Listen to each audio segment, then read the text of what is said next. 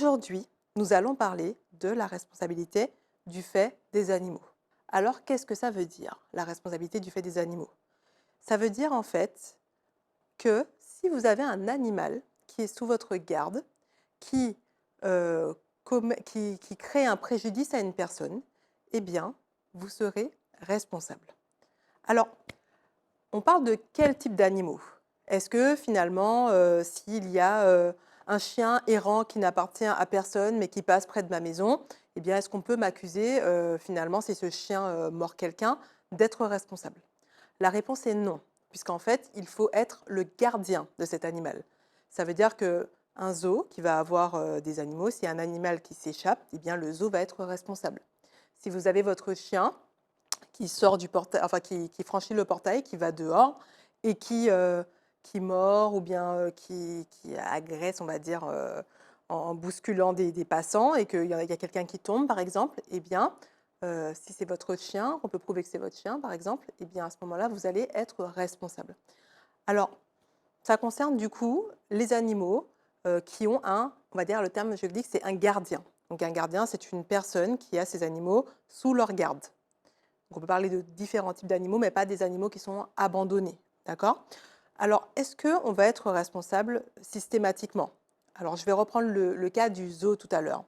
Si vous êtes dans un zoo, que vous allez voir un lion ou un tigre, et que ce n'est pas, par exemple, suffisamment vitré, que vous mettez votre main, vous la faites entrer complètement dans la cage, et que le tigre vous mord la main, alors on va considérer que ce n'est pas quelque chose qui est déraisonnable parce que vous avez la capacité de savoir finalement que ce tigre était dangereux et qu'il aurait pu vous mordre la main, puisqu'on n'est pas en train de parler d'un animal qui n'est pas agressif, on va dire ça comme ça. Alors évidemment, le débat va être posé, puisque dans un zoo, on n'est quand même pas censé mettre les visiteurs en danger.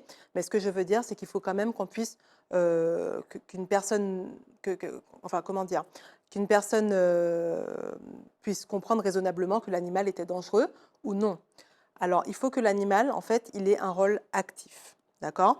C'est-à-dire qu'il y a des éléments qu'on doit pouvoir démontrer, enfin qu'on doit réunir pour montrer que l'animal, finalement, que vous êtes responsable du fait de votre animal. Alors, les éléments, ça va être quoi? Donc, le premier élément, ça va être le dommage. Donc, le dommage, c'est le préjudice que la personne va avoir subi. Si le chien vous a, je reprends cet exemple parce qu'il y a quand même plus de chiens domestiques que d'autres animaux. Si le chien vient vous mordre, eh bien, vous allez avoir cette morsure, vous ne savez pas s'il a la rage, vous allez avoir une trace, peut-être une blessure.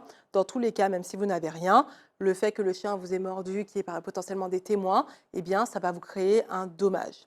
Il faut qu'il y ait, le deuxième élément, un lien causal.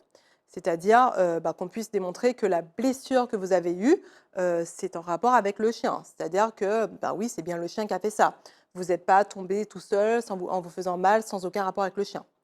Et un autre élément important, c'est le rôle actif de ce chien. Donc, c'est lui qui est venu et qui vous a mordu. Ça ne va pas être forcément la même chose si le chien n'a rien fait et vous êtes tombé sur lui, je ne sais pas. Donc, en gros, il faut qu'il y ait un rôle actif de ce chien qui vient vers vous, qui vous mord. À ce moment-là, eh bien, on ne pourra pas dire c'est la faute du chien, c'est lui qui a fait ça, parce que le chien, finalement, ce n'est pas lui qui pourra indemniser la personne, ce sera son propriétaire. Donc à ce moment-là, vous avez la possibilité finalement de faire une action en justice contre le propriétaire de ce chien pour faire en gros constater votre préjudice. Donc il faudra ramener encore une fois des preuves. Il y a toujours une question de preuve quand on va devant des juridictions. Et pour pouvoir demander au propriétaire, donc au gardien, de vous payer des dommages et intérêts pour le préjudice que vous avez subi. Donc en fonction de votre préjudice. C'est-à-dire que plus le dommage que vous avez subi va être important, plus vous allez pouvoir demander des dommages et intérêts. Ça veut dire que si vous avez une plaie qui s'est infectée, que vous êtes allé voir le médecin, qui vous a dit qu'effectivement c'est très grave, vous pourrez demander beaucoup plus de dommages et intérêts par rapport au fait que, ou si vous faites des cauchemars parce que ça vous a traumatisé et qu'après ça, dès que vous voyez un chien, vous êtes en panique, vous avez été voir le psychologue pour ça et que c'est devenu presque une phobie parce que vous craignez maintenant que ça arrive une nouvelle fois, ça pourra être considéré comme un préjudice moral. Donc c'est des choses qui pourront également être indemnisées. Voilà, c'est ce que je pouvais vous dire, en tout cas de manière non exhaustive sur la responsabilité du fait des animaux.